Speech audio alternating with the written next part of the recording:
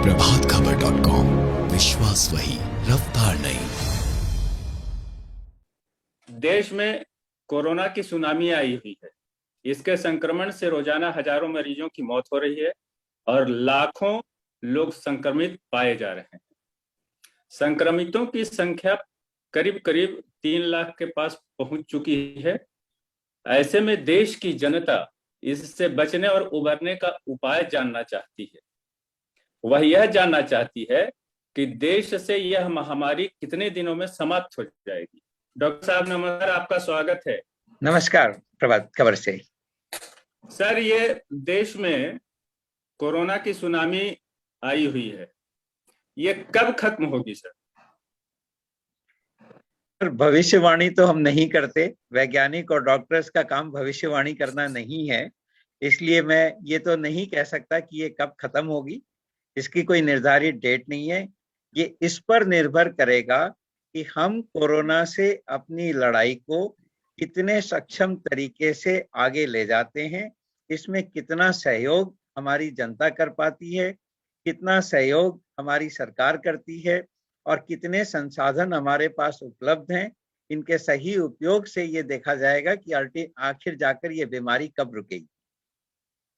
Sir, इसमें एक सवाल और है कि बार बार ये चर्चा आती है मीडिया में कि डबल म्यूटेंट वेरिएंट है।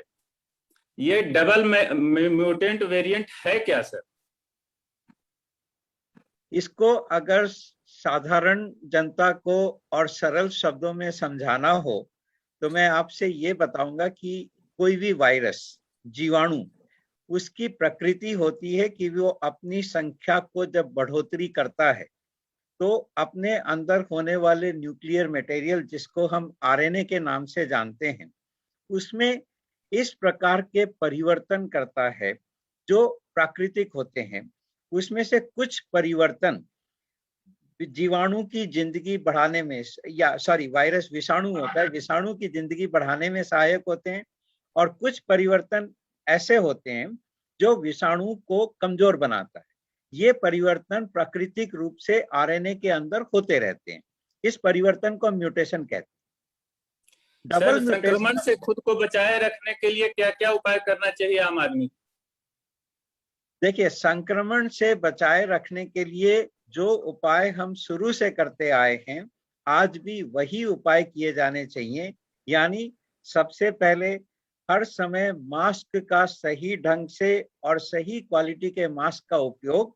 सही ढंग से मेरा मतलब है कि अपने मुंह और नाक को पूरी तरह से ढक के रखना और ऐसे मास्क का उपयोग करना जो प्रमाणित है कि ये विषाणु को फैलने से रोकता है, बीमारी के संक्रमण से रोकता है। आमतौर पे जो 3 प्लाई सर्जिकल मास्क होते हैं वो, और N95 मास्क, ये 2 मास्क ही प्रामाणिक माने गए हैं जो इस संक्रमण को रोकते हैं। और इसके साथ उचित दूरी बनाए रखना, यानी 2 गज की दूरी लोगों के बीच में। और तीसरा, अपने हाथ को समय समय पर साबुन से धोना या सैनिटाइजर से साफ करना। और जब आपकी बारी आए तो वैक्सीन लगवाना। हमारे पास ये सिर्फ 4 उपाय आज की तारीख में उपलब्ध हैं रोकने के। सर, मैं बीच में टोकना चाहूंगा। 1 मई से 18 साल से अधिक उम्र के लोगों के लिए वैक्सीनेशन शुरू किया जा रहा है। लोगों के मन में ये सवाल हमेशा पैदा होते रहे हैं, जिस समय 45 साल से ऊपर के आदमी को, फिर 45 साल, तो ये सवाल उठते रहे कि क्या इस टीके से संक्रमण नहीं होगा? नहीं, टीके का उपयोग क्या है ये मैं समझाना चाहूंगा। अगर टीका लग जाता है तो हमारे शरीर में और विषाणु से लड़ने वाली एंटीबॉडीज हम तैयार करते हैं। ये एंटीबॉडीज रक्त के अंदर होती हैं। तो जब विषाणु सांस की नली के माध्यम से हमारे शरीर में प्रवेश करता है और जब वो ब्लड के अंदर जाता है तो वहां पे एंटीबॉडीज उसको निष्क्रिय करती हैं। लेकिन सांस की नली में नाक से लेके और फेफड़ों तक वहां पे वायरस रह सकता है, अपनी संख्या में वृद्धि कर सकता है। यानी संक्रमण तो होगा, लेकिन संक्रमण के बाद बीमारी की घातकता, उसकी तीव्रता ये जरूर कम होगी, नगण्य होगी वैक्सीन लगवाने से। इस समय पेंडेमिक को लेकर के लोगों में पैनिक ज्यादा है और जो कोई भी संक्रमित हो रहा है वह तीन चीजों का इस्तेमाल धड़ल्ले से करना चाहता है। पहला ऑक्सीजन, दूसरा रेमडेसिविर और तीसरा फेविफ्लू। तो किन परिस्थितियों में इन तीनों का इस्तेमाल किया जाना चाहिए? देखिए, सबसे पहली बात मैं ये कहना चाहूंगा कि इसका फैसला कि कौन से मरीज को ऑक्सीजन की जरूरत है, कौन से मरीज को रेमडेसिविर की जरूरत है और किसको फेविफ्लू लेना है, इसका फैसला उनके चिकित्सक करेंगे, डॉक्टर करेंगे, या वो अस्पताल जहां पे वो इलाज करा रहे हैं वहां इसका फैसला होगा। पहली बात, रेमडेसिविर ऐसी दवा है जो अपने आप खरीद कर लेने के लायक नहीं है। डॉक्टर्स देखेंगे और ये दवा सिर्फ अस्पताल में और डॉक्टरों की निगरानी में ही दी जा सकती है। ये दवा अपने आप खरीद के लेने की नहीं होती। जहां तक ऑक्सीजन का सवाल है, ऑक्सीजन, सबसे पहली बात है कि ऑक्सीमीटर से जब हम ऑक्सीजन का सैचुरेशन देखते हैं तो हम कहते हैं कि 95% से अधिक अगर ऑक्सीजन की मात्रा है तो आप कोविड पॉजिटिव होते हुए भी आप बिल्कुल, आपके फेफड़े स्वस्थ हैं, वो बिल्कुल अपना सही काम कर रहे हैं, कोई चिंता की विषय नहीं है। अगर ऑक्सीजन सैचुरेशन 95 से 90% के बीच में आ गया है तो आप सिर्फ अलर्ट रहें, कभी भी आपको अलग से ऑक्सीजन लेने की जरूरत नहीं है। जब आपका ऑक्सीजन सैचुरेशन 90% से कम हो जाता है पल्स ऑक्सीमीटर में, तब ऑक्सीजन लेने की बाहर से जरूरत है। और ये ऑक्सीजन भी अपने परामर्श करके, जो चिकित्सक आपकी चिकित्सा कर रहे हैं उनसे परामर्श करके ही लें। तीसरी चीज फेविफ्लू की है। फेविफ्लू भी कोई दवाई ऐसी अभी तक प्रमाणित नहीं है कि कोविड-19 के इलाज में ये एक डेफिनेट दवाई है या एक मतलब पूरी तरह से इलाज कर पाएगी ऐसी दवाई है। इसका भी एक तरह से ट्रायल ही है। इसलिए मैं ये सुझाव दूंगा अपने दर्शकों को कि वो फेविफ्लू भी अपने डॉक्टर से परामर्श करके, और यदि वो प्रिस्क्राइब करते हैं तभी आप लें। अपनी मर्जी से दुकान से खरीद के, फार्मेसी से खरीद के अपने आप फेविफ्लू ना लें। सर, एक सवाल और है। संक्रमण को रोकने के लिए, संक्रमण के प्रसार को रोकने के लिए विभिन्न राज्यों में, जिलों में, स्टेट वाइज भी और डिस्ट्रिक्ट वाइज भी या लोकल लेवल पे छोटा छोटा लॉकडाउन लगाया जा रहा है। कहीं कर्फ्यू लगाई जा रही है, कहीं पे नाइट कर्फ्यू है। तो सवाल हमारे मन में भी पैदा होता है और लोगों के मन में भी पैदा होता है कि क्या इसको लागू करने से संक्रमण कम जाएगा? पहली बात। दूसरी बात यह कि इसके पहले भी 6 महीने तक स्ट्रिक्ट लॉकडाउन पूरे देश में लगा था, बावजूद इसके दूसरी लहर आ गई। तो ये जो छोटे छोटे उपाय किए जा रहे हैं, क्या इससे संक्रमण पर रोक लगेगी? देखिए, बहुत महत्वपूर्ण सवाल है। समझने की बात यह है कि इस बीमारी का संक्रमण एक संक्रमित व्यक्ति से एक असंक्रमित व्यक्ति तक तब होता है जब आपस में दोनों लोग और 6 फुट यानी 2 गज से कम दूरी में आमने सामने हो, एक दूसरे से बात कर रहे हैं, या जो संक्रमित व्यक्ति है वो खांस रहा है, छींक रहा है, यानी किसी तरीके से वो विषाणु को और हवा में ला रहा है, और हम उसी माहौल में, उसी वातावरण में अगर सांस ले रहे हैं तो वो विषाणु हमारे शरीर के अंदर चला जाएगा। सबसे अच्छा तरीका इसको रोकने का क्या है कि जो संक्रमित व्यक्ति हैं, अगर वो ये जानते हैं कि वो ऑलरेडी संक्रमित हैं, वो अपने आप को आइसोलेट करें, अलग रहें और दूसरे असंक्रमित व्यक्ति के क्लोज संपर्क में ना आए, तो बीमारी रुकी रहेगी। अब व्यक्तिगत तौर पे अगर इस तरह का संयम और ये जागरूकता अगर हमारे देश का हर नागरिक दिखाने लगे तो किसी लॉकडाउन की जरूरत नहीं। क्योंकि ऐसा नहीं हो पा रहा है, लोग ये सावधानी नहीं बरत रहे हैं, संक्रमित होने के बावजूद वो बाहर आते हैं, बिना मास्क लगाए हुए घूमते हैं। और दूसरी वजह ये भी है कि संक्रमित व्यक्ति में कई बार लक्षण नहीं होते, तो जब लक्षण नहीं होते तो आपको पता नहीं होता कि आप संक्रमित हैं, और उस अज्ञानता की स्थिति में भी आप बाहर जाते हो और मास्क नहीं लगाते, और वो जो एक दूरी मेंटेन करने की बात है वो नहीं करते हैं, तो जाने अनजाने में आप लोगों तक बीमारी पहुंचाते हैं। तो इन दो परिस्थितियों में जब ये व्यक्तिगत संयम अपने आप लगाना संभव नहीं है, तब ये मजबूर होके एक आखिरी उपाय है, लास्ट रिसोर्ट जिसे हम कहते हैं, कि भाई आप कर्फ्यू लगा दीजिए तो लोग बाहर नहीं निकलेंगे, बाहर नहीं निकलेंगे तो एक दूसरे के संपर्क में नहीं आएंगे, और संपर्क में नहीं आएंगे तो जाहिर है कि बीमारी नहीं फैलेगी। लेकिन सर मैं आपसे यहाँ पे सहमत हूँ, ये जी आखिरी तरीका या ये सबसे अच्छा तरीका नहीं है, लेकिन ये मजबूरी का तरीका है। जब लोग अपने स्वयं से अगर इस तरह की अनुशासन का पालन नहीं करेंगे तो कर्फ्यू लगाना मजबूरी बन जाता है। केंद्र सरकार ने और राज्य सरकारों ने लगातार 6 महीने तक स्ट्रिक्ट लॉकडाउन रखा, फिर उसके बाद अनलॉक किया गया धीरे धीरे, फेज में 4 फेज में 6 फेज में, इस तरह से इसको अनलॉक किया गया। उस समय यह कहा गया कि लॉकडाउन जो लगाया जा रहा है वह बुनियादी और स्वास्थ्य सुविधा बढ़ाने के लिए और मजबूत करने के लिए, क्योंकि भारत के पास उतनी अधिक मजबूत चिकित्सा व्यवस्था नहीं है। अब सवाल ये पैदा होता है कि जब पूरे 2020 के साल इसी दौर में गुजर गया, लोगों ने अपने आप को घर में कैद कर रखा था, तब क्या सरकार स्वास्थ्य सुविधा और बुनियादी सुविधा नहीं बढ़ा सकी, जिस वजह से दूसरी लहर का सामना करना पड़ रहा है? देखिए, बुनियादी सुविधा बढ़ाने के दो तरीके होते हैं। पहला तरीका है कि आपकी जो आकस्मिक जरूरत है, एक छोटे अंतराल के अंदर कितनी सुविधाएं आप पैदा कर सकते हैं या तैयार कर सकते हैं, ताकि ज्यादा से ज्यादा संक्रमित व्यक्तियों का, जरूरतमंद व्यक्तियों का इलाज किया जा सके। सरकार ने इसके लिए भरपूर प्रयास किया। जगह जगह अस्पताल बनाए गए, टेम्परेरी अस्पताल बनाए गए, ऑक्सीजन वाले बेड्स की व्यवस्था की गई, पूरे देश में आईसीयू की संख्या बढ़ाई गई। तो ये ऐसा नहीं है कि कोई प्रयास नहीं किया गया, लेकिन हमें ये समझना होगा कि 132 करोड़ की जनसंख्या वाले देश में एक साल के अंदर हम जिस स्तर पर थे, उससे एक साल के हम अंदर इतनी बुनियादी सुविधा पैदा नहीं कर सकते पूरे प्रयास के बावजूद, कि जब बहुत सारे लोग अत्यधिक मात्रा में संक्रमित होने लगेंगे तो तब भी हम उनको इलाज दें।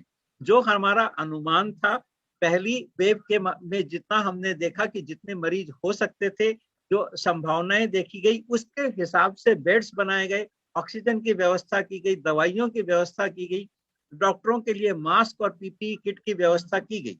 लेकिन ये जो एक अनप्रेसिडेंटेड चीज, अब जो बिना पूर्वानुमान के हमने देखी कि अप्रैल के महीने में अचानक संक्रमण की दर बढ़ी, केसेस की संख्या बढ़ने लगी, और आज की तारीख में जब एक एक दिन में 3-3 लाख नए केस हो रहे हैं, नए लोग संक्रमित हो रहे हैं, तो इतनी बड़ी मात्रा में और ये सुविधाएं उपलब्ध करा पाना एक साल के अंदर संभव नहीं था।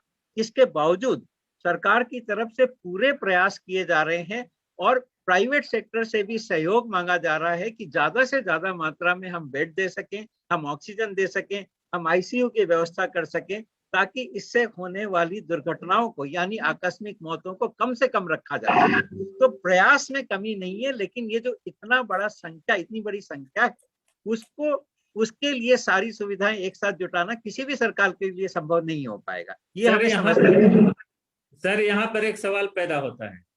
सवाल ये पैदा होता है, हमने भी पढ़ी है, आपने भी पढ़ी है, समाचारों में हमेशा आता है कि दुनिया भर के वैज्ञानिकों ने और भारत के वैज्ञानिकों ने, डॉक्टरों ने, आप जैसे चिकित्सकों ने सरकार को फरवरी मार्च के दौरान ही आगाह कर दिया था कि देश में दूसरी लहर आने वाली है।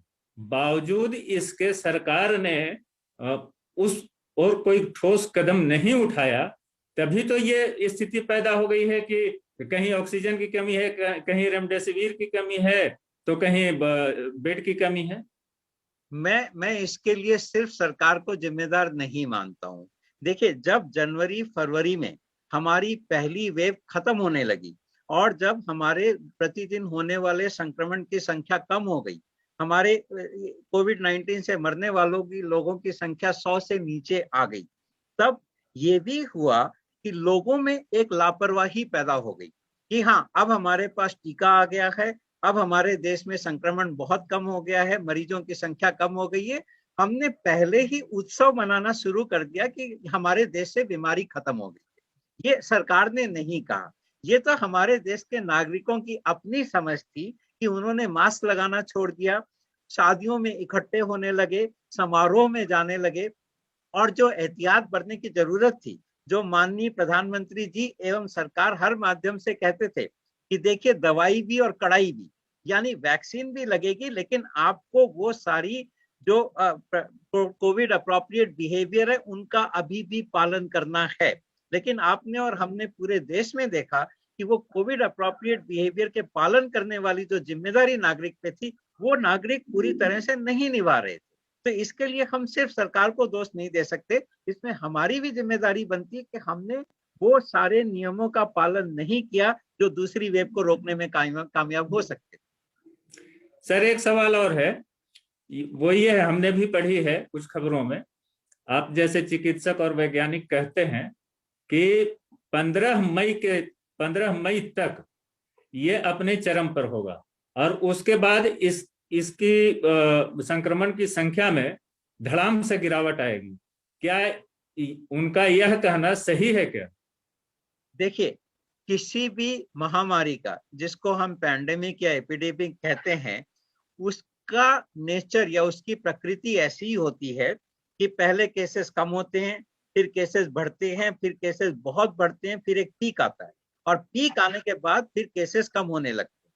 लेकिन ये जो तारीख है 15 मई वाली तारीख, इस बात से मैं सहमत नहीं हूं, क्योंकि हमारे यहाँ ससेप्टेबल पॉपुलेशन, यानी जिनको अभी टीका नहीं लगा है और जिनको अभी कोविड नहीं हुआ है, ऐसे लोगों की संख्या बड़ी है।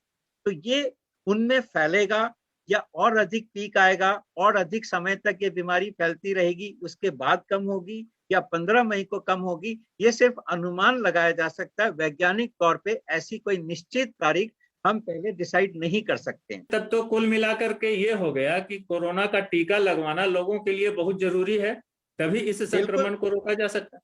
बिल्कुल, मैं इस बात से पूरी तरह सहमत हूं कि बीमारी को रोकने के लिए दो ही तरीके हैं। एक तो टीका लगा के हम हमारी क्षमता को, इम्यूनिटी को बढ़ाएं, और दूसरा नेचुरल इन्फेक्शन से इम्यूनिटी होती है। तो नेचुरल इन्फेक्शन से इम्यूनिटी होने में समय लगता है और वो नैतिक रूप से भी सही नहीं है कि हम लोगों को छोड़ दें कि आप जब इन्फेक्टेड हो जाएंगे तो बाद में प्रतिरक्षित हो जाएंगे, ये गलत है। इसलिए वैक्सीनेशन, टीका जितनी अधिक मात्रा में लगाया जाएगा, उतनी ही हमारी जनसंख्या जो है वो धीरे धीरे प्रोटेक्टेड होती जाएगी। अब जबकि संक्रमण अपने चरम पर पहुंच रहा है, तो ऐसी स्थिति में जनता को इससे कैसे निजात मिलेगी, इस बात का भरोसा कैसे दिया जाए कि आने वाले दिनों में हमारे देश से कोरोना पूरी तरह से चला जाएगा? देखिए, हमारे देश से या हमारे इस विश्व से कोरोना पूरी तरह चला जाएगा, इस बात की कोई गारंटी अभी हम नहीं ले सकते। हमारे पास ऐसे कोई वैज्ञानिक साधन या वैज्ञानिक जानकारी नहीं है जिसके आधार पर हम ये कह सकें कि कोरोना पूरी तरह चला जाएगा। लेकिन एक कॉमन बीमारी होती है जिसे हम फ्लू के नाम से जानते हैं। ये फ्लू हर साल लौट के आता है और फ्लू के लिए जो ससेप्टेबल पॉपुलेशन है, यानी जो वृद्ध वर्ग है, जो हमारे सीनियर सिटीजन है, उनको हर साल टीके लगाने की जरूरत पड़ती है। तो ये बीमारी हमारी पृथ्वी पर मानवता में रह जाएगी या पूरी तरह से हट जाएगी, इसकी भी भविष्यवाणी हम आज नहीं कर सकते। सर, जनता के लिए क्या संदेश है? जनता के लिए मैं कहना चाहूंगा आपके माध्यम से 3 सबसे इंपॉर्टेंट संदेश है। पहला संदेश है, इस बीमारी से लड़ने के लिए सबसे ज्यादा जरूरत आपके अपने दायित्व की है। आपका दायित्व क्या है? आपको मास्क लगाना है, सही क्वालिटी का मास्क लगाना है, सही ढंग से लगाना है, ताकि आप खुद संक्रमण से बचें, और यदि आप संक्रमित हैं तो अपने आसपास के लोगों को संक्रमण से बचाएं। उसी कड़ी में आपको जो 2 गज की दूरी की हम बात करते हैं, वो 2 गज की दूरी मेंटेन करनी चाहिए ताकि आप संक्रमण ना फैलाएं। और तीसरी बात कि अपने हाथों को बार बार धोएं, अगर साबुन से धोने का इंतजाम नहीं है तो आप उसे सैनिटाइज करें। और चौथी बात, जब आपका नंबर आए, जब आपका मौका मिले, आप वैक्सीन जरूर लगवाएं, तभी जाकर हम इस बीमारी पर आखिर में विजय पा सकते। बहुत बहुत धन्यवाद सर, आभार आपका। प्रभातखबर.com, विश्वास वही, रफ्तार नहीं।